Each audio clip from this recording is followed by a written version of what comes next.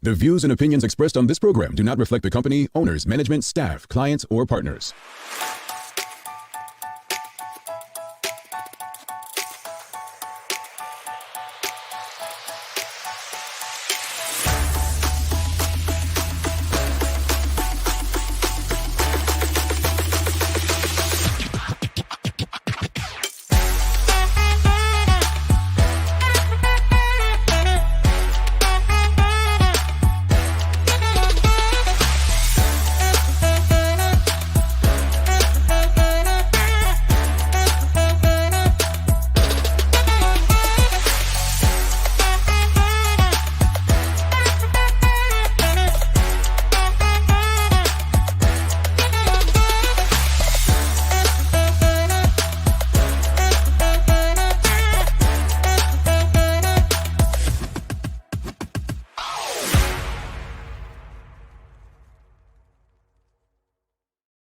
It's Wednesday, the 20th day of September, 2023. Welcome to Bermuda's Daily Talk Show. It's the Daily Hour brought to you by the BAC Group of Companies, Mediquals, and Lindos. I'm Jamal Hartman, joined by guest host Roger Denbrook, and Maya Palacio will be with us in a bit to bring you the latest in her news break brought to you by People's Pharmacy.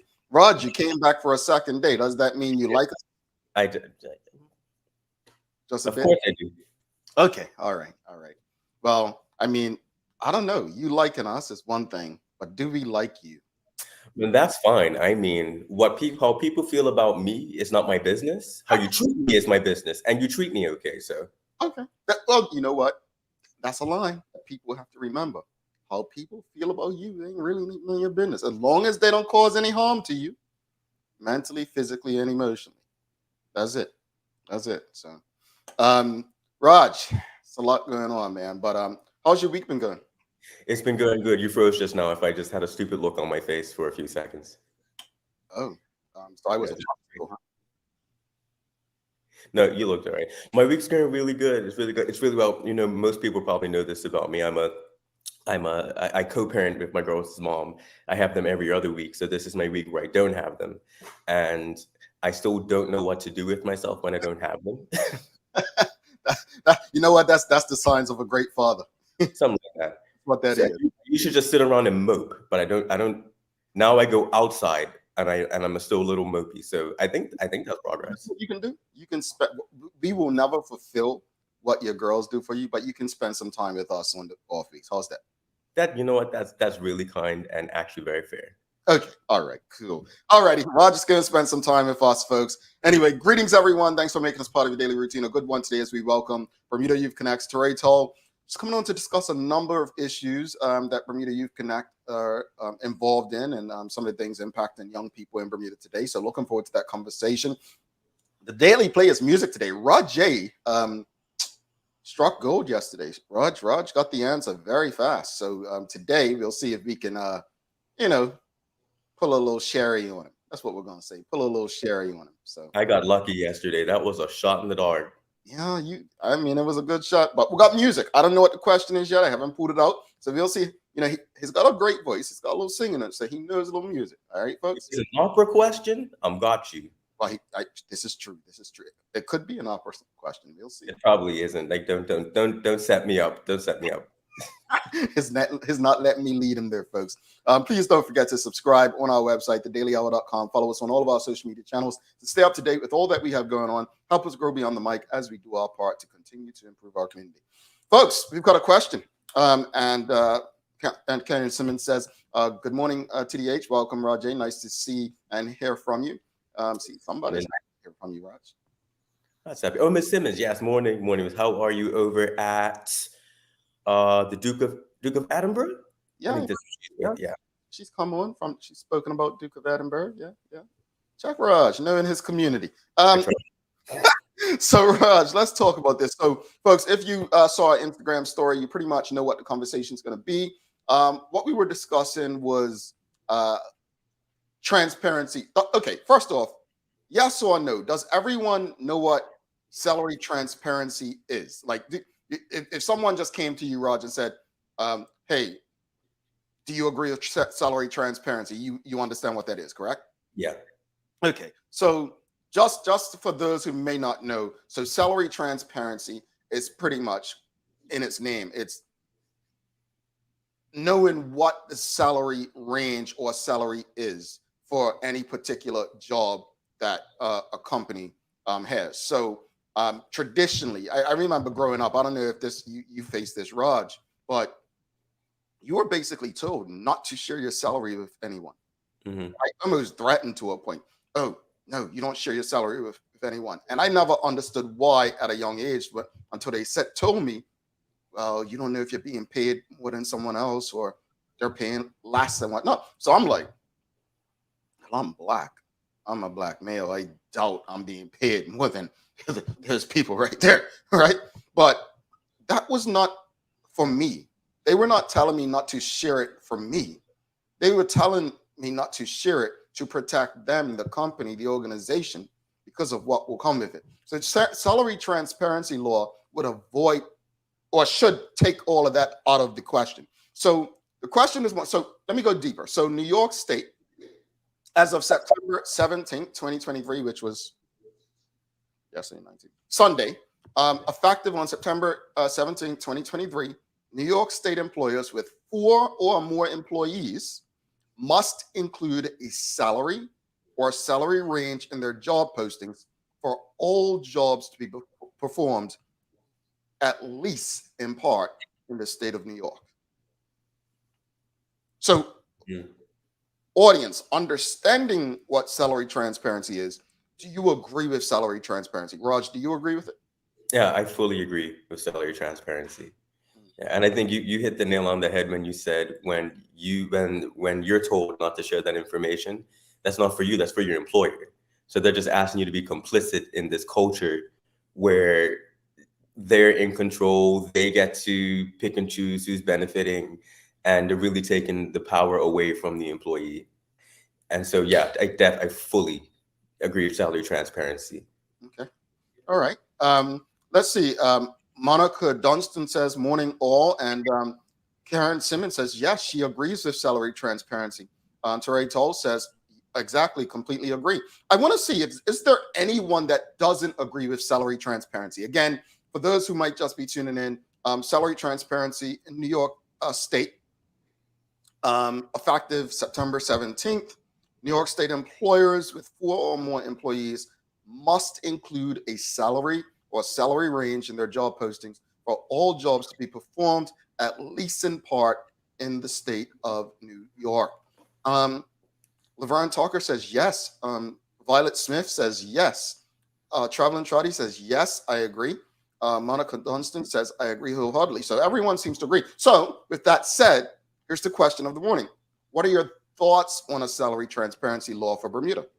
What are your thoughts on a salary transparency law for Bermuda, Raj? What are your thoughts on that?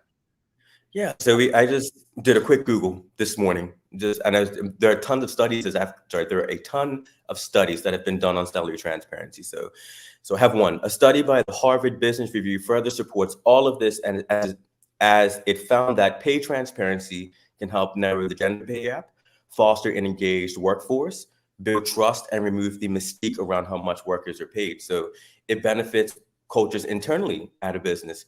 Everyone's on the same page. Everyone trusts each other with the information. It's not about empty competition. It's about coming together as a workplace and achieving amazing work together, right? So it focuses everybody. So it benefits the culture internally.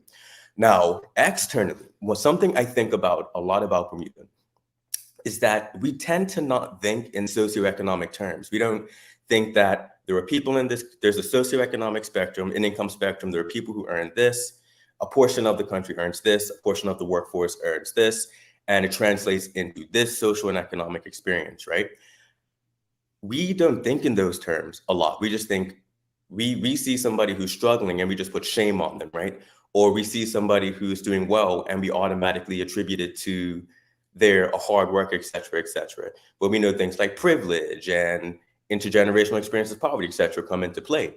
I think what salary transparency will do will help us to think in better socioeconomic terms.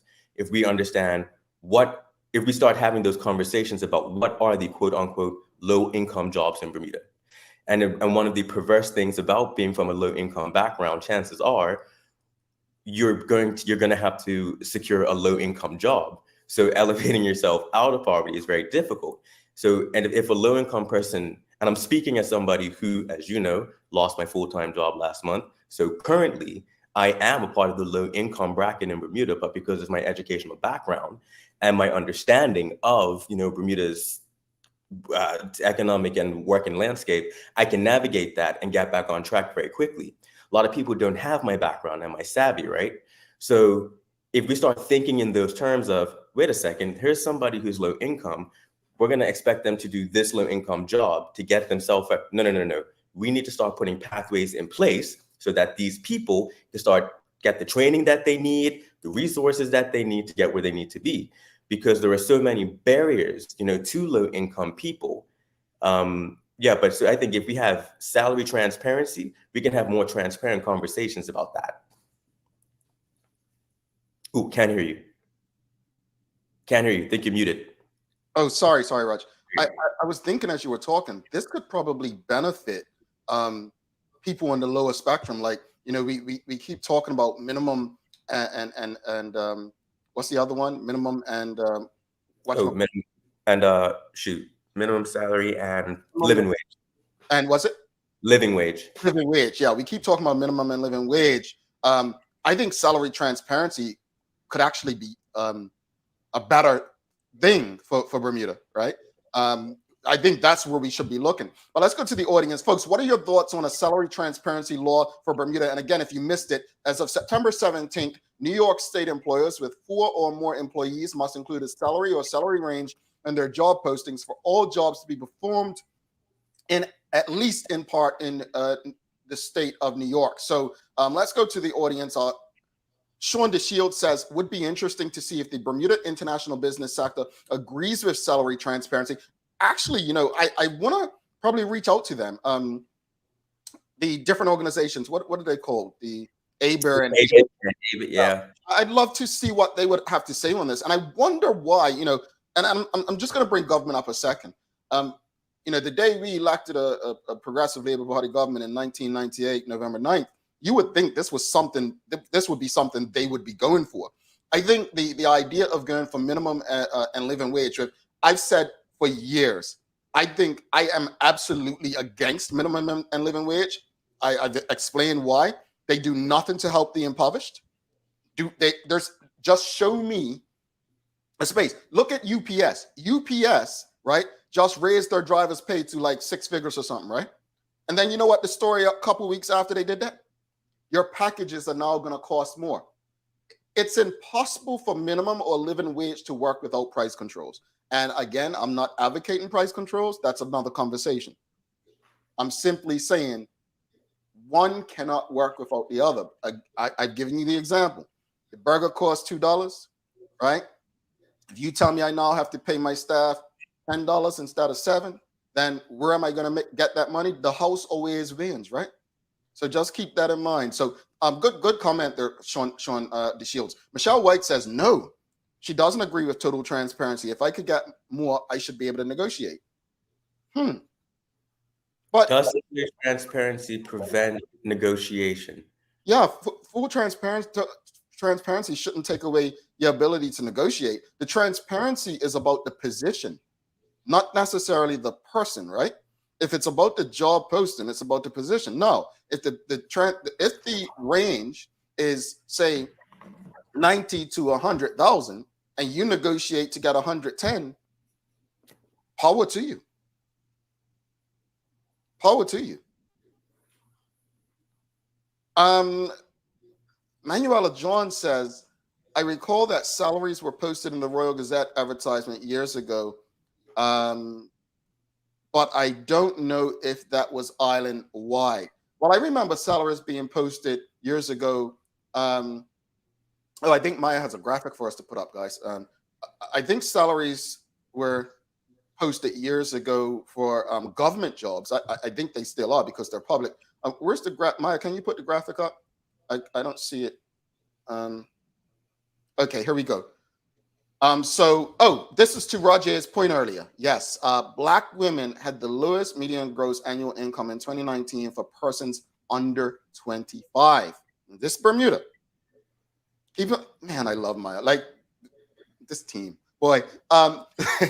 So and what my eyes are not what they used to be. White number. I don't need to get my eyes tested. White number medians who are not married to a Bermudian made about 40,000 more in median gross annual income than Black Bermudians in 2019 for persons between 25 and 39 years old. Let this sink in for a second. Just look at this. Let this sink in. So for anyone, and I'm not telling you how to think. I completely understand people have their own positions. But I think unless you're benefiting from the law not existing, I think when we talk to our MPs, you know why I love this show?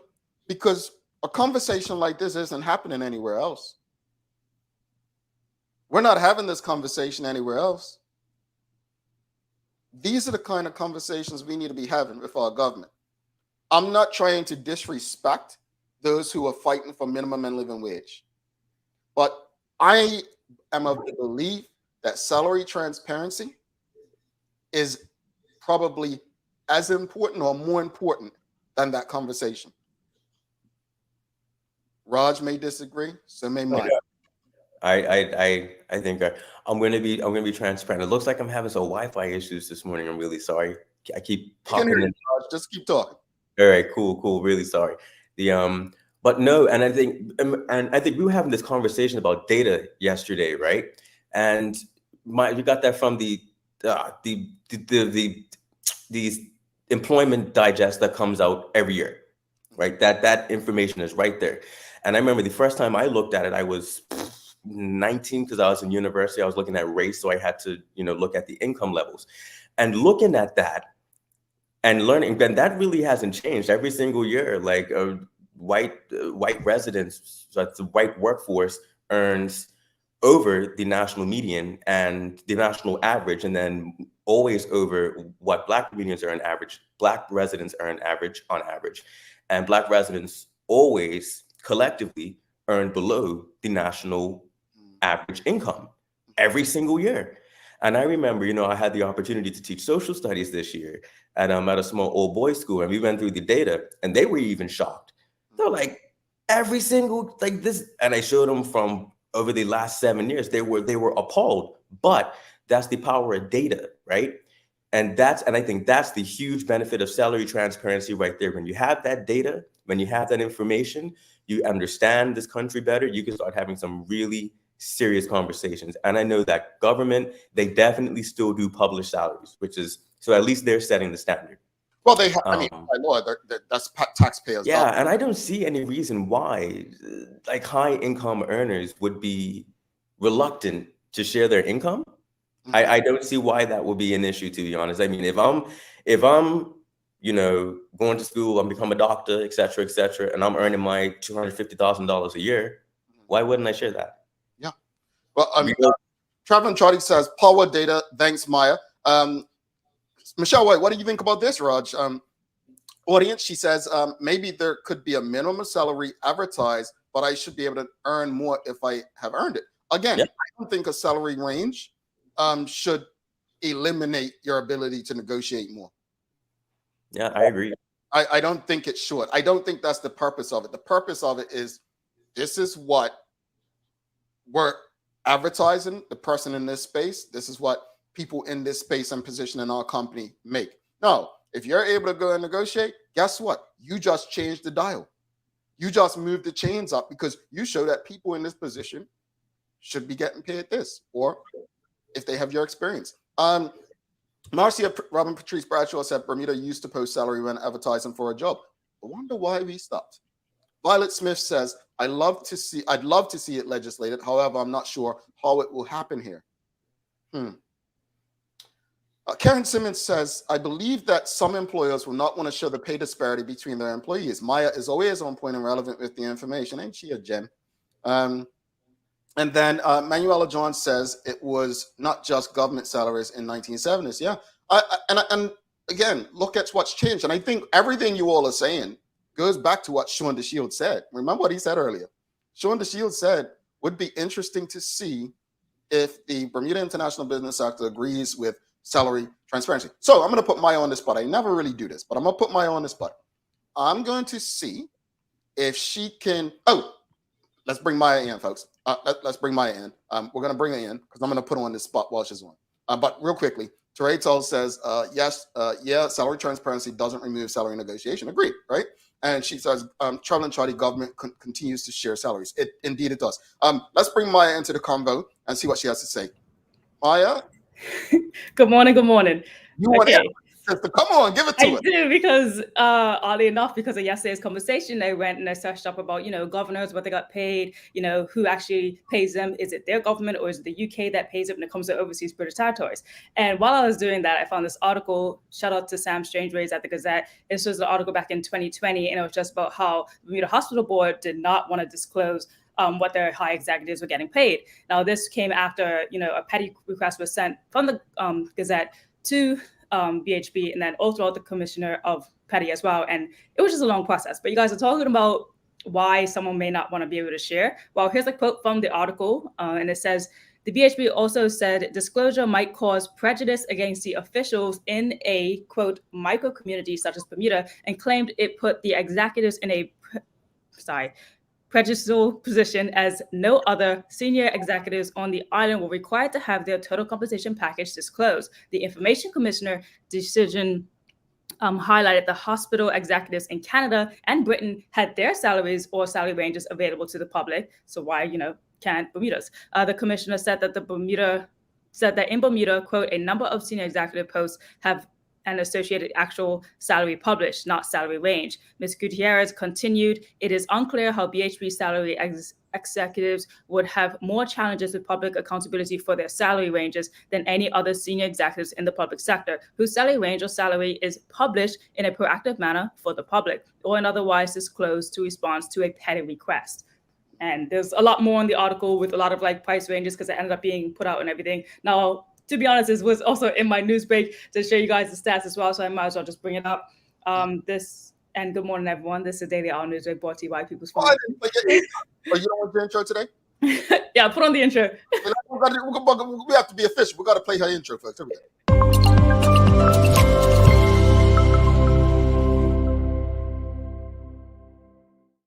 Good morning, good morning. Okay, this is the Daily Hour News Break brought to you by People's Pharmacy. Continuing on with our conversation, just want to throw up this image here. Now, again, big shout out to Sam Strangeways, who investigated this. This was about 3 years ago now, 2020. So at the top here, he put up all the salaries that you can see. As I mentioned about that article, it was particularly about the Bermuda Hospital Board and them putting out their pay ranges. So while I was looking for governor pay ranges, this is the story that I came across. And as you can see, the governor here, about $200,000 per year. Premier Fosnax, Commissioner of Police, and then the Cabinet Secretary, and then the head of the Civil Service. And you can see it all there. You can't read it.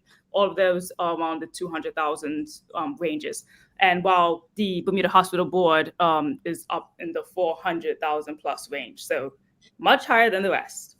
So Maya, and I just want to go to the Instagram because I want to get to me, this is a very important conversation. And I don't think we're discussing it in spaces. I was saying I was going to put you on the spot because I wanted to see if we went into different sectors, both public, like hospital, maybe went to ABIC, ABERT, to a couple of CEOs or HR people, and just found out their thoughts on salary transparency, right? Even go to some local companies, maybe Linda's, People's Pharmacy, because truthfully, they may not do it for a reason, right? It may not be what we think, right? It could be, well, the women are getting paid more. We don't know. There may be some companies that do that. We just don't know. I'm wondering, do you think we should kind of do that? And I'm putting you on the spot. I'm saying this live on air. Look, I'm all for doing that. If you never ask, it's always going to be a no, right? Let's try it, but let's go here. So let's go to the question, and let me share some of the responses from the Instagram. So we asked the same question. What are your thoughts on a salary transparency law for Bermuda? Someone says, why not? Some jobs reprimand employees for sharing their salaries, and I don't get why. Not do that.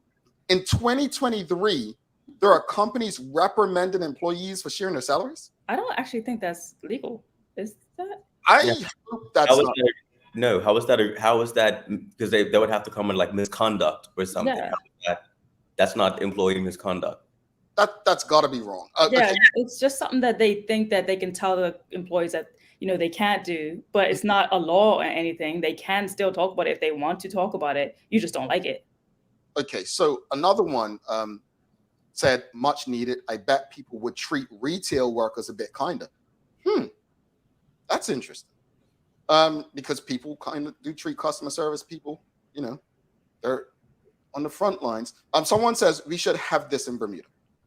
Someone says I'm all for it. Another person said salary range should be known against job roles within the establishment.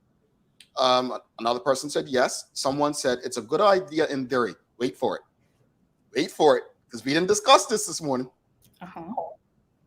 But employers are now posting very wide ranges from $50 to $150. They are. How do we? So now in the legislation, how do we write it to where they can't do that? You feel me? So they would have to be very specific, that it would have to be give percentages or a certain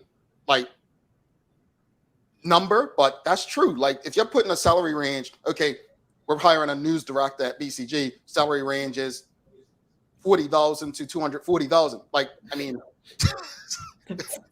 they've done their part by sharing the job advertising and salary range. But come on, right? So, another person says yes. This should have been instituted. No surprises. And someone says yes, please. So everyone thinks it's a great idea that responded. It's just a matter of, folks, a government's not going to do what they don't believe people care about. Like if no one's speaking about this or talking about it, I don't think we realize, Maya, despite you doing that, despite you having stories like that, us having these conversations, I don't think people understand how much better their lives can be by something like this happening. Mm-hmm. And also, if I can also say, like, I remember doing this story about transparency in 2021. I was looking on my Media Maya page, and I'm gonna just share with you guys some of it. I hope that you kind of maybe see it. But people were basically, I was asking for, your gender, your position, what you do, and how much you make, because we were talking about this gender, gap and just what people make. So if you could say a male air conditioner tech gets $32 an hour, next one should be female senior accountant salary is $73,000 a year. Female position, I'm a waitress, she gets $10 an hour, and it just keeps going on and on like that. Actual intern, $32 an hour. So yeah, so it was a lot of that. Teacher, $83,000, actuary, $75,000, retail, $12.50 an hour, secretary, $72,000 a year, dispatcher, $97,000 a year. Interesting. We can talk about this all day, but I think, Maya, we should dig in and go and ask some of these businesses, would they be interested in doing it? What would stop them from doing it? And all they can do is tell us is no, right? The most, that's the worst they can tell us. Well, you know me, I'm just going to add that to my list. Love it. Well, moving on to more of my news break and just continuing on with the conversation about, the government pays. So I did find a bit more research. So what I found, here it is 14 UK overseas territories, according to a site that I was looking on. In Bermuda, as of 2022, the governor made around $200,000 a year, and it was paid by the government of Bermuda. In the Cayman Islands, as of 2020, a governor made about $218,000 a year and paid by the Cayman Islands government as well. And the British Virgin Islands, as of 2014, is the most recent statistics I can get, and these both came from petty requests as well, Cayman Islands and the British Virgin Islands, and the government made around $105,000, and it was paid by the UK, the Foreign Commonwealth Office. Mm-hmm. So it's, touch and go. What's that, Raj? That's interesting. Very. Yeah. Because it means there's no standard, which means that there's some sort of, the word's not biased. I mean, you can pick and choose whether or not you want to pay. And no, that's ridiculous. And I mean, I'm if people don't know this about me, I'm very much support, an independent Bermuda at some point when we've matured as a people, to take on that responsibility of self-determination. And this idea that we have, these vestiges of our colonial relationship with the UK. We still have the Westminster system, which sucks in my opinion. We've still got this bloody governor where you have all of our legislation has to cross this one desk. You've had people vote our representatives in. It goes up to the Senate, and it goes up to the King's representative rather. And they sign it into assent, and if they don't want it to happen, it doesn't happen. Yeah. You know, like there's something that does not sit well within me at all as a Bermudian. But this, we have to pay. We got to pay for that house. We got to pay the salaries. We got to pay the staff, The upkeep. and it's like something like logically that does not make sense to me. Money. A lot. Right? It's like, But Raj, and Maya, I know you got a long news break. But Raj, I get everything you're saying, but. And I don't like to repeat this, but I think it goes hand in hand in what Bermudians have always been seen as. And I really hate what I'm about to say, so forgive me. But the good slaves, right? oh yeah, of course. Like, oh my goodness, for those that were In disgust, because the Tierrai face there. there's no way we should be even accepting this kind of stuff. But again, we live in a country where we jump based on who the black person is that's saying to jump. And that's just the way it is right now. So my hope is that we consciously gain the courage to fight. And when I say fight, is use your brains, use your heads to say, no, we're not paying for this house. We're not paying for this. And this has nothing to do with the individual in the house. Mm-hmm. This has everything to do with everything Roger just explained regarding colonialism and its operations in 2023. Maya, go ahead. I'm sorry. That's okay. Just to close off from that, Rajay, I do want to add that in one of the articles that I had read, this one came from the Bermuda Online, and it said, quote, "The salaries of the governor, deputy governor, and their staff are paid by Bermuda's taxpayers, not the British government. Bermuda, despite its tiny size, is wealthy enough not to need the support from the United Kingdom some other overseas territories get." Now, I don't know who, it didn't say specifically who, said that that's the reason. But, like what scale there is. But that was the comment that was made about why Bermuda pays for its own governor. Because apparently we're wealthy enough. Mm. All right. But shut up. Hang on my nerves. Shoot. And then I want to say really quick about that BHC, the BHB. That Bermuda Hospital Board? Yes, their justification. So they were basically, you don't want a prejudicial treatment in a micro community. Mm-hmm. That's just a classic example of using like unnecessary language to say something to make an empty point. Like, you don't want to share salaries because you don't want your people you don't want to deal with any backlash. You're the hospital, you're a Quango, taxpayers' dollars go into this. Because you don't want to deal with people knowing, because it makes you uncomfortable. You don't want people to know. That's all that is. So they can sit there and try to justify it with all kinds of, and it came out, thankfully. But that's just absolutely, it's condescending, it's manipulative, I don't know. Now imagine a white man that had no idea about Bermuda heading your tourism authority saying things like that. Just makes it 10 times worse.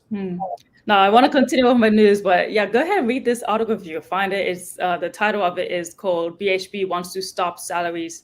Sorry, BHB wants top salaries kept secret. BHB wants top salaries kept secret. Sam Strange is on the Gazette. And to add to your point, Rajay, that the board, which said will receive 146 million in public funds this fiscal year anyway. So just put that into consideration as well. And this actually went to court, I believe. In the story, it mentioned that too, because they kept saying no.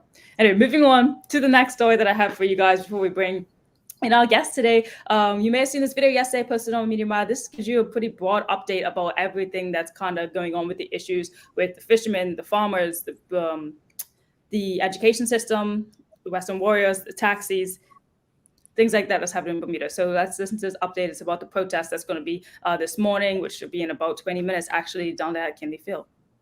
Tomorrow, Wednesday the 20th, there's going to be a gathering at Kinley Field Road from 9 a.m. to 10 a.m. Now, you may have already seen this video, but basically organizers are asking for fishermen, farmers, teachers, and anyone else who is, quote, aggrieved with the government to be present. Some issues they listed included cost of living, economic plans, education system, and as they said, the lack of industry security for many, and finally, their stance that the government has failed to represent its people. Now, I spoke with one of the organizers of this protest, Ms. Sherilyn Pringle, who is the secretary of the Taxi Operation and Owners Association, and here's what she had to say about the protest. There's 4 entities that have come together to form the protest group that will be protesting tomorrow on Kinley Field. Delvin Bean for the fishermen, Tom Watson representing the farmers, Ellen Kate Horton representing the West End Warriors, and myself, Sherilyn Pringle, Secretary of the Bermuda Taxi Owners and Operators Association, representing the Taxi Association. What outcome do you hope to get from the protest?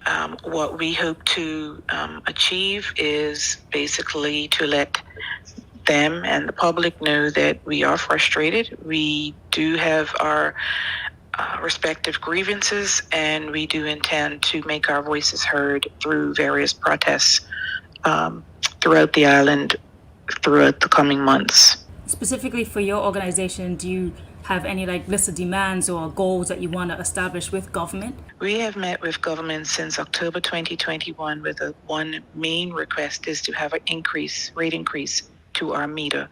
We have not had a rate increase in almost 10 years. What type of response do you hope that you'll get from government from the protest? We hope that they will see the various faces that are being impacted by the grievances that have been brought to them already and several times, and that they will actually start to consider listening to the people that they work for.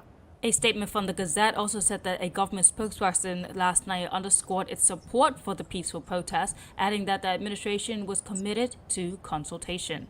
Now, you may recall some of the issues with each and every one of these organizations, like what Ms. Pringle said about the taxi operators and owners, about the meter not having an increase for about 10 years. Now, there's also the West End Warriors, and their issue being that they don't know what's going to happen with the closure of the West End Primary School, which at the most recent update in July, a town hall meeting, the government did agree to re-evaluate the scoring that was used to determine whether West End Primary School should close. A way forward to doing the reevaluation. And so that's what we will be working on, and that will be done, something that we'll have additional conversations around. And then there's the education system, specifically the new system that's being put in place and how parents and teachers just generally feel disconnected with government, and there's a lack of communication going around. Now, although the government has held many town hall meetings about education reform and what's going on with the system, there's still this lack of understanding and a bit of a distrust, because people feel that even though they're there and they're asking questions, the queries are not being answered, and also it just seems like they're being ignored. Examples being the East End Primary School closures. Results shared back with us. We have shared, and we don't trust. How can we trust the survey is going to go anywhere if every time we share, stonewall? And then the meeting that was at the cathedral, which formed the St. George's Preparatory School Working Group. All Bermudians are not dormant. We're not asleep anymore.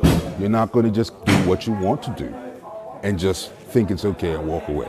And in most recent news, Paris Primary School and how the school actually wasn't ready to be opened, even though there was reports saying that all schools will be. And the reason from the Minister of Education being that there wasn't enough time allocated for the teachers to actually put up the decorations for the beginning of the school year. And furthermore, the Fishermen's Association. You may recall that the Fishermen's Association actually threatened legal action to stop Marine Conservation Plan and has strong distrust with the process for the North Shore Spatial Planning Model and the government's wishes to fully protect 20% of Bermuda's waters, which was highlighted in the Bermuda Ocean Prosperity Program. And in an attempt to be on the same page, an MOE was made by the Fishermen's Association to the Ministry of Home Affairs, but that did not work out. First, the Ministry of Home Affairs spokesman advised that the Fishermen's Association of Bermuda themselves drafted and provided the ministry with the Memorandum of Understanding, and the government fully supported and committed to it in an effort for them to rejoin the process. Government said they met all obligations and was in agreement with the Fishermen's Association on the items outlined in the final draft of the MOU. They even went further on to say that they were most disappointed that despite the Ministry of Home Affairs making every effort to fulfill the request made by the general membership of the Fishermen's Association of Bermuda to finalize the MOE and proceed to work together to protect Bermuda's waters, they have chosen to withdraw their support and not participate in the process. However, in response, the Fishermen's Association came back with their own press statement. Their press statement identified that the root cause was the 20% fully protected. Basically, to put in the most simplest terms, 20% fully protected oceans is a no-go for the Fishermen's Association, and they won't come on board unless that is specifically clearly stated by the ministry that they will, maybe look back at this, negate this, compromise with this. They don't feel like they did. So they finally ended up with their statement at the end saying, until the public announcement that 20% no-take protection is amended, Fishermen Association Bermuda will continue to develop their own plan for sustainable fisheries management and will be engaging with the public and community partners in their effort. And that's where we stand today. And finally, the farmers. And I guess I'll speak from my experience and speaking to a couple of the other farmers. It's just overregulated. I was speaking to one of the big guys today, and he's saying that he doesn't even want to plant certain things because it's just too difficult. Most of the farmers are, or all of the farmers, I should say, are really concerned about food security, and that's probably the reason why they got into it, like Bermuda's food security. As for the government, it's just difficult to get in seed. It's difficult to get in, anything that's plant material becomes an issue, just because Bermuda has these Stone Age regulations put in place that they're unwilling to listen to anybody about. A lot of the powers that be aren't allowing us to do certain things. Like, I was making my own fertilizer. Within 2 months or 3 months of making it, I got a call from Denner. And that was the issue I had with planning. I sent planning an email saying that you guys have to think outside of your 9 to 5, that you're over-regulating the country. That's why you have nobody paying your pension, because nobody wants to be here. Like, everybody's leaving. Everybody with any sense right now is saying, you know what, Bermuda's not going anywhere. We're leaving. Because I can do something better in another country for myself. Because I've tried to do it for my country and for myself in my country, and it doesn't work. So what does that say about your future then? I'm probably leaving. So that's basically a brief synopsis about some of the issues that some of the organizers are having and why the protest is being held tomorrow. Now, Ms. Pringle also stated that they'll have more protests throughout the coming months, but hopefully tomorrow we get more of an insight on the problems, where they stand, what the process is so far, and maybe even some government responses as to where these processes are along the way.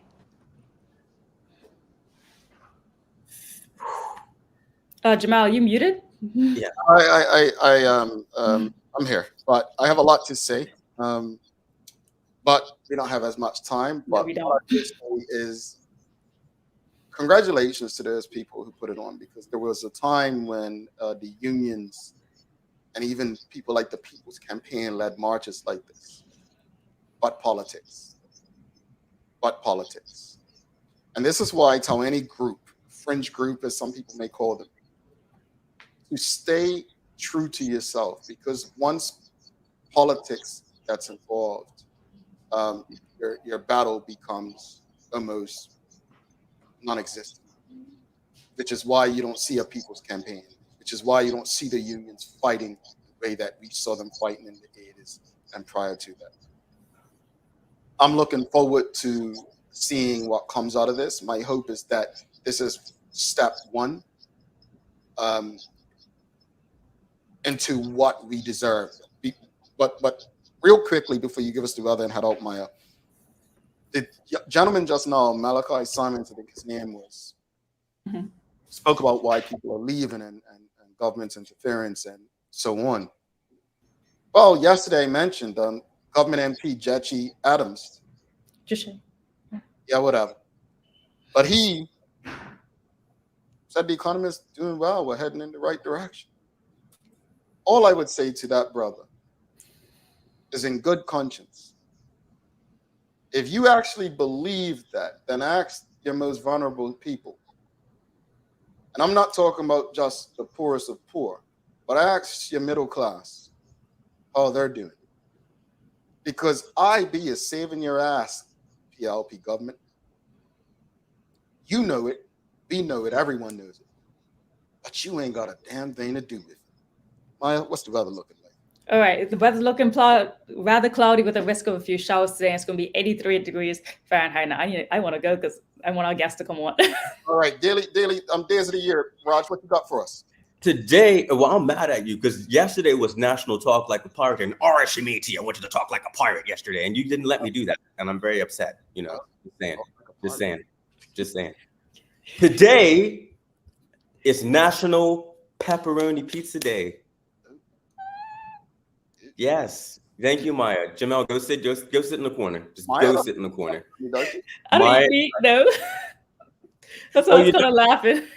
never mind. There's another one. National Care for Kids Day. Oh, you could. Okay, that's a better one. It is National Care for Kids Day with pepperoni pizza. Thanks so much, Raj. You're We'll talk to you later. Folks, don't go anywhere. We've got Tierrai Tull coming up from Bermuda Youth Connect. Let us know. Do you like pepperoni on your pizza? Oh, no. That was not meant to be controversial. Come on now. I can't even talk about pepperoni pizza. Division. We gotta come together, Jamel. Raj, I don't even eat cheese on my pizza. Pizza. There we go. I'm here for it. Pizza diversity. There we go. Gastronomic inclusion. There we go. Pizza Gastronomic inclusion. I love that. Folks, don't go anywhere. We're coming right back with our guest for the day. Stick with us.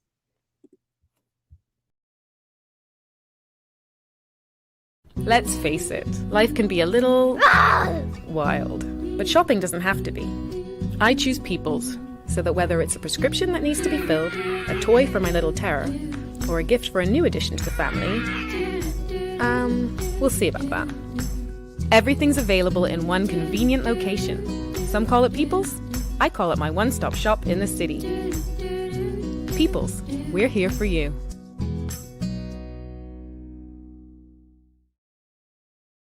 Welcome to the new bulk store, Lindo's Next Level. Wake up in the morning with enough coffee to keep you running throughout the entire day. Your pet at home deserves the best. Stock up on dog food to keep your puppy happy. Need a quick, tasty lunch at home? Your chicken nuggets will be jumping right out of the freezer. What's a movie night without popcorn? You can never have too much. Lindo's Next Level. Why go anyplace else? Mom's celebrating her 70th birthday next month. Have you noticed her age is catching up with her? Yeah. Plus, she's having a hard time getting up and around like she's used to. I would sure hate to see her fall. At Medical House Limited, we can help make life situations easier. We have electric beds, motorized scooters, bath stools, walkers, you name it. Mom's been real good to us. We'll get her birthday and Christmas gifts from Medical House. Medical House has relocated next to the Dandy Town Field, number 6 Bakery Lane, Pembroke. Telephone 292-3622. Hey, welcome back to the big show. Roger Denbrook. I'm Jamel Hartman. It's the Daily Hour brought to you by the BAC Group of Companies, Medical House, Lindo's, and People's Pharmacy. Folks, don't forget to subscribe on our website, thedailyhour.com. Follow us on all of our social media channels to stay up to date with all that we have going on. Help us grow beyond the mic as we do our part to continue to improve our community. Without further ado, let's give a warm TDH welcome to our guest for the day. We've got Tierrai Tull from Bermuda Youth Connect. Let's have it. Welcome. How are you? I'm good. How are you? Enjoying the conversation. Everyone's fired up today. Yay. Well, since you were enjoying the combo, we definitely want someone from BYC to jump in on it, like celery transparency. What are your thoughts, please? No, I think I'm of course a supporter of it, but I think it's representative of what the people want. Like, it's been a conversation for a long time. And I think now when we see like labor movements, like the worker strike, the Hollywood strike, and now the strikes with like automotive workers, it's just clear that the New York State responded to what the people have wanted. But of course, I'm all for it. Okay. Well, we got it. She knows what's up. Well, let's just jump right into Bermuda Youth Connect. Like, for those who may not remember, remind us of Bermuda Youth Connect's purpose and the objectives of the organization. Well, yeah, the purpose is basically to ensure that young people are involved in the conversation around the many grievances and concerns that we have with Bermuda and the government. So we formed in 2020 during the snap election because we identified a gap in the way that the government was engaging with young people. Like, we didn't think that they were. And we also identified a gap in young people's civic discourse amongst ourselves. Like, nobody seemed to be connected. A lot of my friends weren't registered to vote. So we identified a gap. And ever since then, we've just been advocating for the increase of civic discourse among young people. And yeah, that takes many forms on social media. Most of our work that we do is not on social media. Like, we would sit down with companies or different branches of government who are curious about what young people think. And yeah, that's basically what we do. All right. And a well-needed organization. I think I speak for everyone when it excites me. Bermuda Youth Connect, Bermuda is love, future young leaders, future leaders. think they're necessary organizations. When I was young, the organizations were best. Stuart Haywood, unions, BIU. So I think times have evolved, people change, and I commend every last one of you for doing this. It's not easy. It's not easy. Thank you for saying that. When you take these chances, people threaten you. It's going to be tough finding employment and making a career because you're taking these stances. So I just encourage you to keep going. But there's a by-election coming up, right? Yeah. And, I guess what is Bermuda Youth Connect? Because you all kind of in the 2020 election were the young group that just appeared, and people started like, "Oh, I like what they're doing. They're trying to get a debate and everything." But what are your expectations from you came about in 2012? Well, I shouldn't say you came about. That's not true. But you were very vocal in the 2020 election, and we see where we are today. Based on that, what are your expectations from the candidates if they're successful in this by-election? Honestly, expectation is that they just continue doing what they're doing. I happen to be impressed with like both candidates. So I think the expectation is that they continue and prepare for the general election. I think that's the general feeling across Bermuda right now. Like everyone feels like an election is coming up. So I would really just expect them to stay connected to young people. I mean, we have a presence, so that makes it difficult to ignore us. So we hope that they will continue to engage with us. Yesterday, Ajay interviewed Misha Fubler, the PLP candidate for C8. And then today, Haley is going to be interviewing Ben Smith, the OBA candidate. Raj? Yeah, I like both candidates a lot. I do, and I've interacted with them both quite a bit, and especially with the sort of education advocacy that I've been involved in and organizing. I've been able to interact with Ben more in that than Misha. Misha's actually very passionate about education as well. Mm-hmm. The one criticism I would have of Ben Smith and of the opposition in general, they're not doing a very good job of encouraging great discourse, right? Yeah.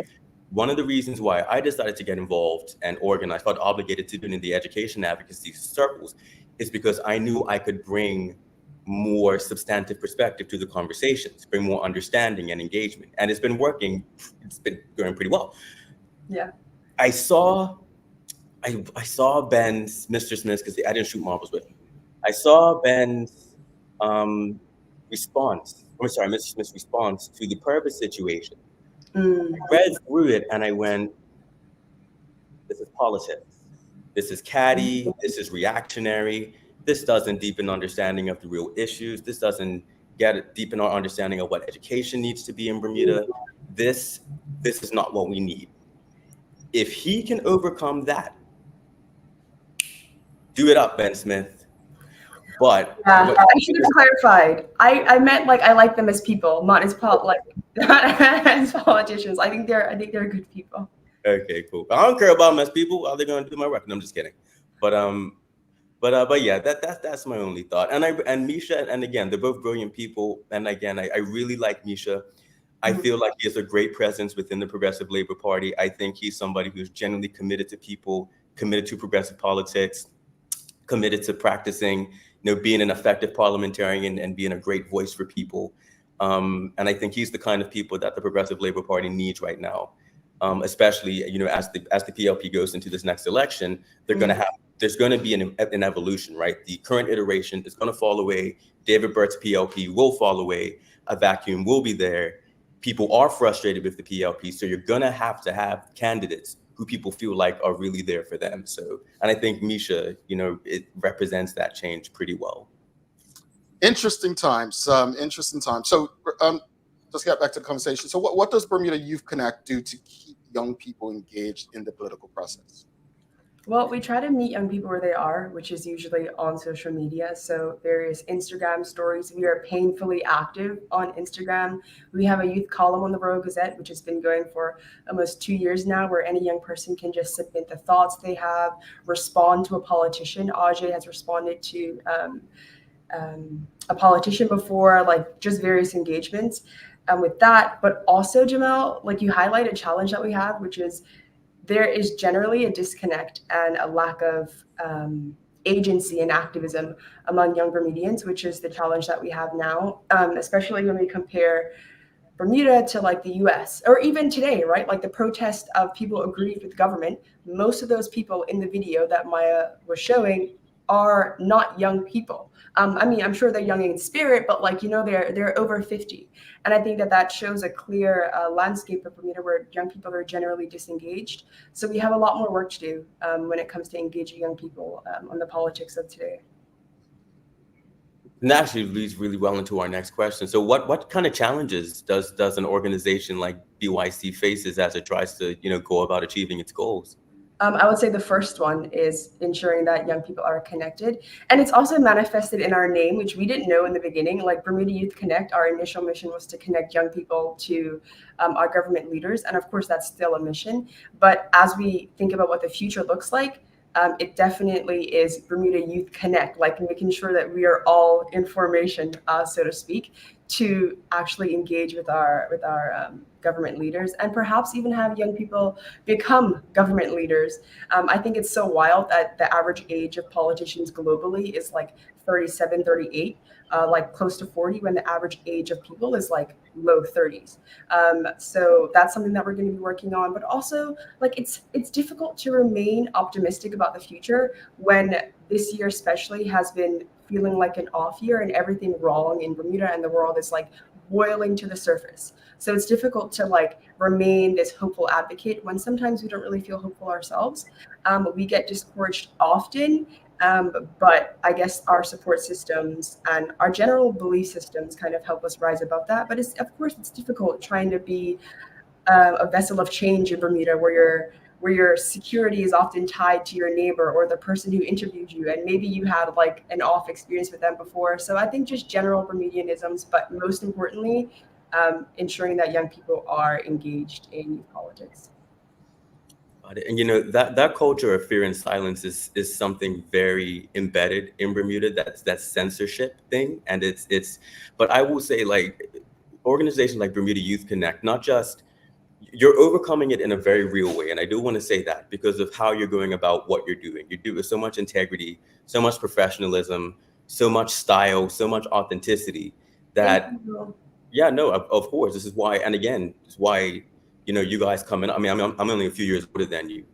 I think mentally, I'm in my 50s, right? Biologically, I'm 33. Okay. LOL.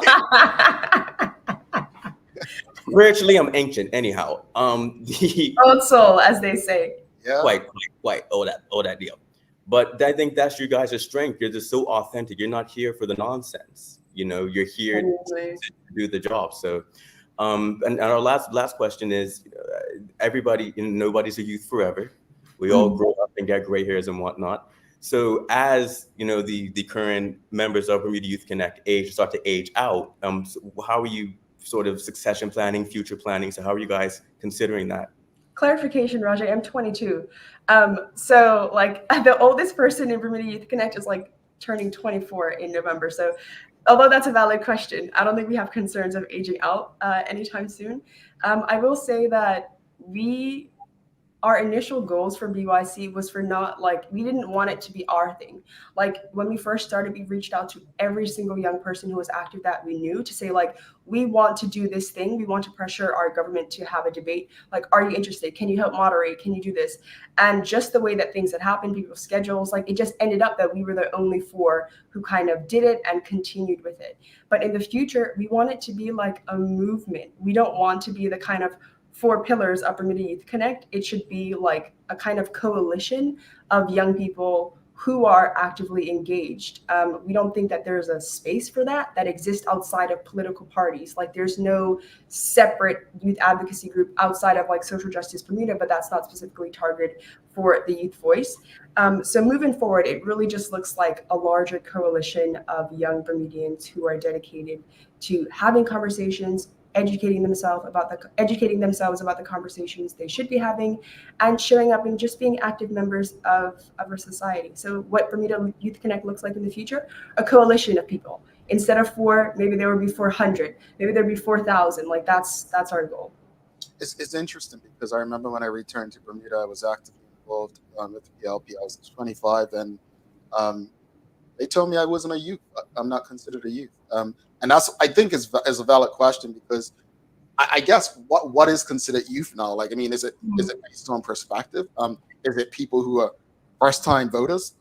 I don't think. I think we should define. BYC should define what they consider it, and not let anyone else define what that is. When you're ready to pass it on, you do so. Because I think what some people would think from the outside is, okay, once we get rid of them, it's done. No, you just said, oh, we're going to transition it. It will be. Yeah. So, folks, if you have any questions or comments for Tierrai, please send them through. Anthony Pete says, do you have any reach in activities with students in our schools, primary to senior? Any reach and activities with students in our school? Thanks for the question. A couple of things. Two of our members, Audrey and Veronica, they were volunteering with Learning First. So they were actively involved in the school redesign program. Like, I think they went to meetings like twice a week. So they had presence in the kind of like primary to senior schools in that way.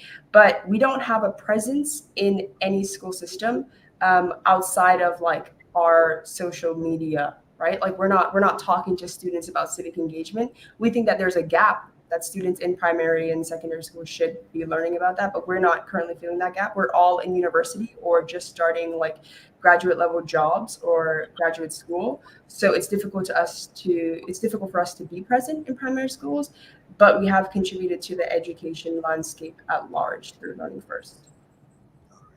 Michael Daniels is asking, are you happy with the level of consensus within the general public?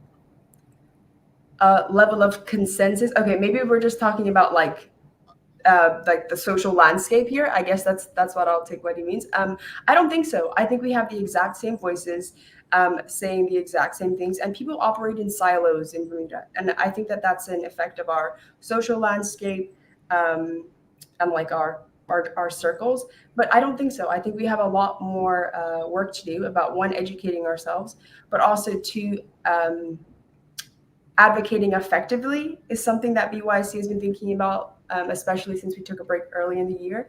So no, we're not happy with it. And that's why we started, but we hope that we are kind of making a change, or at least charting in the right direction so that we can have these healthy discourses. I think one thing that Bermuda lacks is like these public spaces for people to talk about. Like, I think about coffee houses like in the city and how those are just such big hubs for people to talk about politics. And I'm like, where do people talk about politics in Bermuda? At home, at the dinner table. And the assumption there is that you have to have some kind of relationship with that person, or on the daily hour. I mean, this is a great opportunity to talk about politics, but I think we're missing that physical connection where people can openly discuss. So hopefully in the future, that will be something that we endeavor to do. Indeed. Mark Arthur C. Phillips is asking, does Bermuda Youth Connect have a podcast? We do, actually. Thank you for that. We do have a podcast. It's called Off the Record. You can find it on Spotify for podcasters, or Spotify generally. You don't need the app. You can just search Spotify on your browser and search Off the Record. We have a podcast where we talk about things that we care about. I just released 2 episodes on Monday about masculinity and confidence and self-care and advice for Bermudian Black men. And there's 3 other episodes about athletes, about Bermuda Youth Connect's formation, and also about the political parties. And I must say, it was a joy to be a part of the podcast release. And I enjoyed hearing from the other gents, Keith Dickinson, and Ryan Robinson, parent chief, Sean Simmons, aka Mr. Photogenic. I think Russell was the other one. It's a good listen, folks. So if you go check it out, it was a pretty good listen. And I just love what you all are doing. But before you go, just let people know how they can get in contact with you, follow you, or just stay engaged with what you're doing, so that they can maybe jump on board and assist you with something. Yeah. So if you want to contact Bermuda Youth Connect, you can send us an email. It's bermudayouthconnect@gmail.com. We have social media, so that's Instagram, Twitter, or X, Facebook, and the username is usually Bermuda Youth Connect. Also, you can check us out on the Royal Gazette. We have an article, we have a column where young people submit articles, and we just talk about the things that we do. So yeah, feel free to send us a message if you're interested. Or also if you have comments or questions or concerns. Like sometimes we'll have like grandma say like, I love what you're doing. Can you talk about this on a live? And then we will go and talk about this on a live. So feel very free to tell us your thoughts or ask us questions. or just engage with the content that we have. But the way to support is just to send an email if you have any upcoming events or anything that you want platformed. All right, great talk, Bermuda Youth Connect. Thank you so much for another great conversation, and keep us abreast. Let us know what's up and what we can do to keep the messages flying. Thank you, Jamel. Thank you, Rajay. Have a good one. You too. All right. If you appreciated today's conversation, please give us a thumbs up, a love, a like. We're going to take a quick break, come back, daily playtime, and wrap it up. Stick with us. Do not go anywhere. Are you ready to reel in incredible savings? Get set, because right now at ER Fisheries and Foods, we're making a splash with 10% off store-wide back-to-school sale. Dive into delicious savings today. It's a feast for your wallet. Swing by ER Fisheries and Foods in person or surf our online store to savor these unbeatable deals. But hurry now, the 10% off store-wide sale won't last long. ER Fisheries, your destination for the finest fish, seafood, meats, and more. All righty. Thanks again to Tierrai Tull, folks. If you appreciated today's conversation, please give us a thumbs up, a love, a like. Bermuda Youth Connect, doing the work of the people. Thanks again to the BAC Group of Companies, Medicals, and Lindos, and People's Pharmacy for ensuring that we can have these conversations with you on a daily basis. It's time for the Daily Play, brought to you by Bermuda Trivia, now available at stores throughout Bermuda. Follow Bermuda Trivia on Facebook, Instagram, Twitter, and TikTok to find out why it's Bermuda's favorite trivia game. Raj, are you ready? No. Okay. Well, you weren't ready yesterday and you got it, so let's see. It's music, Raj. Here we go. Oh, Lord. Let me pull it out. Here it is. Here it is. All right. Well, let's see. Oh no. You might know a little hip hop. Here we go, folks. What did Biggie tell you to do after you throw your rollie in the sky?